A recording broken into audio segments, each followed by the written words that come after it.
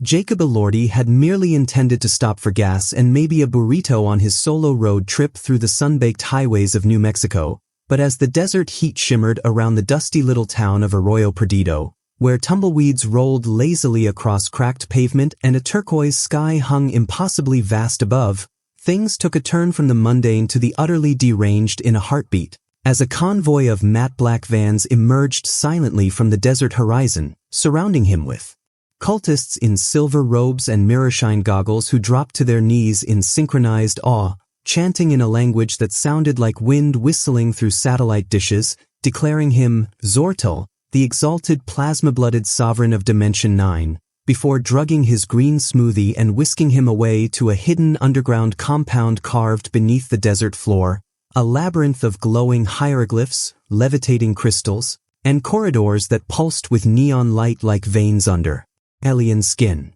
The initial panic hit him like a freight train of disbelief, confusion clashing with a weird, detached amusement. Was this some twisted prank? A viral marketing stunt? But as the hours passed and he was anointed in fragrant oils, taught to wield an obsidian scepter that activated doors by thought alone, and placed on a floating dais in front of 1,000 chanting followers wearing holographic tattoos of his face, the enormity of the situation crashed down on him like a psychedelic fever dream. A mix of fight-or-flight tension and the surreal thrill of stepping into a role he never auditioned for. Physically, his heart pounded and every muscle screamed for escape, but emotionally, he was caught in the riptide of curiosity and disbelief, wondering how his face, his presence, his very existence had triggered such a deep cosmic case of mistaken identity, and whether it was safer to play along or run screaming into the desert night. That tension only intensified when he met Saffron,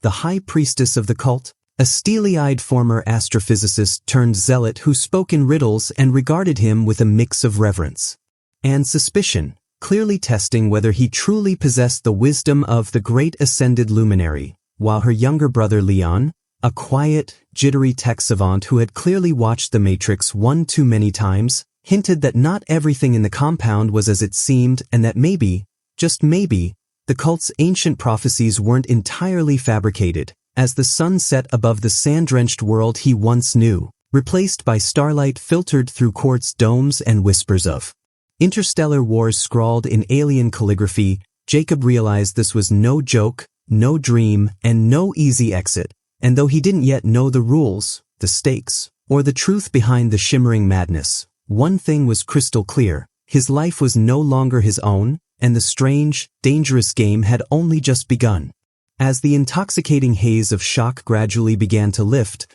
Jacob Elordi found himself standing at a crossroads that felt less like a choice and more like a trap masked as an opportunity, the once dazzling glow of the cult's subterranean sanctuary now casting long shadows that whispered of hidden agendas and ancient secrets, and with his mind racing to piece together fragments of overheard conversations, encrypted symbols carved into obsidian pillars, and the enigmatic flicker in Saffron's eyes that suggested she knew far more than she let on, Jacob resolved to stop playing the unwitting alien emperor and start unraveling the tangled web he'd been thrust into. His first steps were cautious but deliberate. He began probing the limits of the cult's beliefs, testing the true extent of their supposed cosmic powers by covertly sneaking into restricted chambers filled with star maps and archaic tech that seemed to hum with otherworldly energy, and as he navigated winding tunnels lined with murals depicting galactic conquests and the rise and fall of interdimensional empires, he encountered Leon more often, this jittery, tech-savvy skeptic whose nerves were frayed from years of forced devotion, yet whose knowledge of the compound's security systems and secret passageways became invaluable, forging an uneasy alliance based on mutual desire to escape or at least understand the madness. Yet every revelation seemed to deepen the labyrinth of confusion. Visions of parallel realities flickered in holographic chambers, strange symbols triggered unsettling physiological effects in Jacob's body, blurring the line between reality and hallucination, while whispers of dissenting cult members who vanished mysteriously gnawed at their fragile trust. The mental toll was brutal. Jacob battled waves of doubt, paranoia, and the crushing weight of isolation, struggling to reconcile his identity as a mere mortal with the godlike expectations imposed on him. while the cultist's unyielding faith in his alien sovereignty threatened to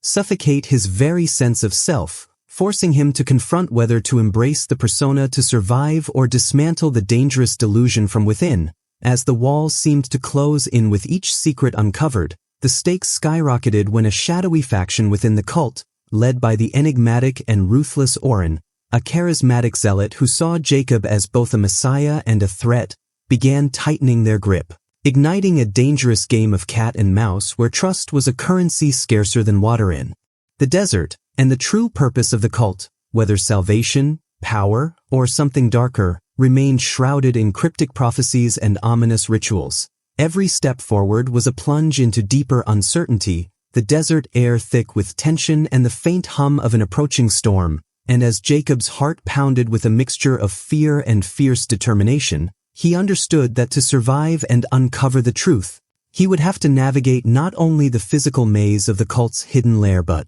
the treacherous inner corridors of his own fractured mind, because in this strange new reality where gods and mortals blurred, the greatest enemy might just be the question of who he truly was and what he was willing to become. Standing at the very edge of the abyss, Jacob and Leon found themselves in the cold, flickering glow of the cult's central chamber, the air thick with the scent of burnt sage and electric tension as they gathered their meager arsenal, improvised weapons fashioned from scavenged tech, encrypted data chips containing fragments of forbidden knowledge, and a fragile but fierce bond forged from desperation and shared purpose. And as the full weight of what lay ahead pressed on their shoulders, Jacob's mind raced through every whispered prophecy, every hidden passageway they had memorized, and every flicker of doubt cast by Orin, the cult's true mastermind whose visage now loomed larger than legend, a charismatic yet cruel leader wielding the cult's fanatic faith like a blade but whose fatal weakness lay in his blind faith and over-reliance on ritualistic power that,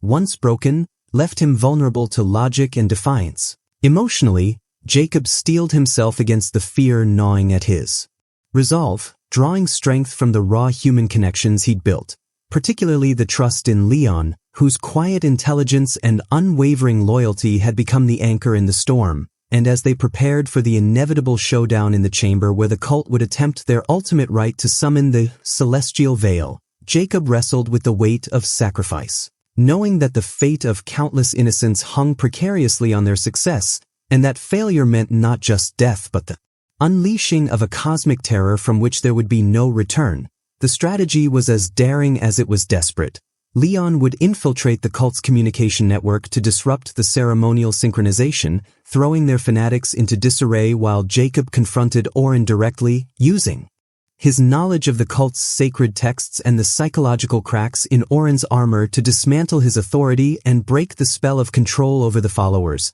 all while navigating the labyrinthine compound that now felt more like a living entity, pulsing with dark energy and shifting corridors designed to trap and disorient. In the eerie silence before the chaos, the tension was so thick it could be sliced with a knife, every heartbeat echoing like a drum of war, as Jacob closed his eyes briefly to center himself, reflecting on the improbable journey from bewildered victim to reluctant rebel leader, and with a final steadying breath, he and Leon exchanged a look that spoke volumes, resolve, hope, and the unspoken promise that whatever came next, they would face it together, because this moment was the crucible that would either forge their salvation or shatter everything into cosmic dust. And with that, they stepped forward into the storm, where destiny awaited with bated breath. The chamber exploded into chaos as Jacob and Leon stormed into the heart of the cult's sanctum, the air crackling with 1,000 voices chanting in unison, their bodies bathed in the eerie glow of the celestial veil ritual, a swirling vortex of energy that threatened to tear open the very fabric of reality.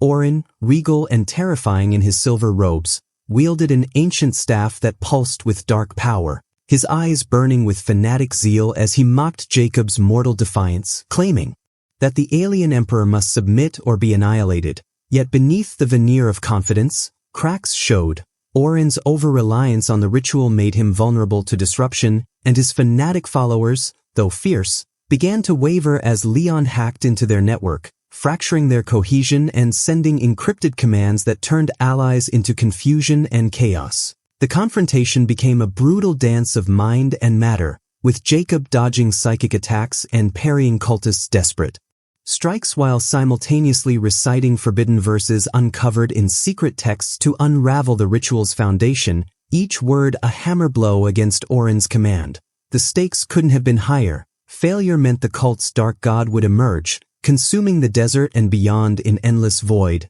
but victory demanded sacrifices too steep, including Jacob's own sanity as he was forced to confront the weight of identities forced upon him, the crushing loneliness of leadership, and the fragility of hope amidst madness. The defining moment came when Orin, in a final act of fury, unleashed a surge of energy that seemed unstoppable, but Jacob, drawing on the unbreakable bond with Leon and the unexpected faith of several wavering cultists who saw through Orin's delusions, channeled a surge of pure human will into the staff, shattering it and collapsing the ritual's vortex in a brilliant explosion of light and sound that sent shockwaves rippling through the compound and the surrounding desert. As the dust settled, the survivors were left changed. Jacob, once a bewildered victim, now a reluctant hero haunted by the cost of survival and the heavy mantle of reluctant leadership. Leon transformed from a frightened skeptic into a steadfast guardian of newfound truths, and the cult fractured into factions struggling to redefine their purpose in a world no longer dominated by fanaticism. The consequences of their victory rippled far beyond the desert sands, sparking global intrigue and a renewed dialogue about faith, power, and identity, with Jacob and Leon emerging as symbols of resilience and the unpredictable nature of destiny. Their journey had carved deep scars but also forged an unbreakable resolve to face whatever new mysteries the universe might throw their way, knowing that the greatest battles are often fought within, and that salvation often comes at the price of embracing one's true self amidst chaos and cosmic uncertainty. And so, as the sun rose over the quiet desert, painting the sky with hues of possibility, their story closed one chapter but promised countless others, reminding us all that sometimes, the alien within is just the human soul struggling to find its place. And if you've been captivated by this wild, thrilling ride, don't forget to subscribe for more mind-bending adventures where reality blurs and heroes are born from the most unexpected places.